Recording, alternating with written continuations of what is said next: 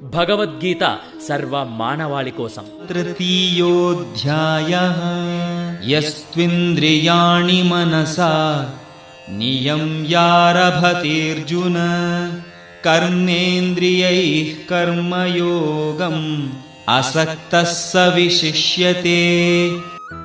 కాని అర్జున, తమ జ్ఞానేంద్రియములను మనస్సుతో అదుపు చేసి కర్మేంద్రియములతో మమకార ఆసక్తులు లేకుండా పనిచేసే కర్మయోగులు నిజంగా ఎంతో శ్రేష్ఠులు. కర్మయోగం అన్న పదం ఈ శ్లోకంలో ఉపయోగించబడింది. దీనిలో 2 ప్రధానమైన విషయములు ఉన్నాయి. కర్మ వృత్తి ధర్మాలు మరియు యోగ భగవంతునితో సంయోగం. కాబట్టి కర్మయోగి అంటే తన ప్రాపంచిక ధర్మాలను నిర్వర్తిస్తూ మనస్సును భగవంతుని యందే నిలిపేవాడు.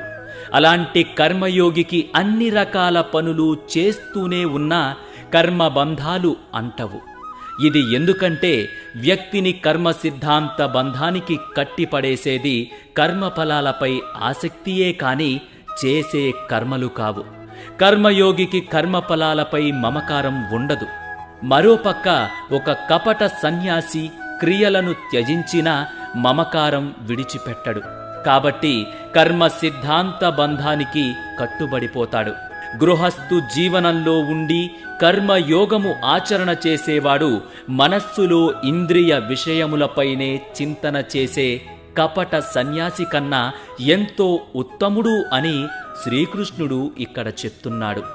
శరీరం జగత్తులో, మనస్సు భగవంతునిలో ఉంచి ప్రపంచంలో వ్యవహారాలు చెయ్యటమే కర్మయోగం అని తెలుసుకోండి.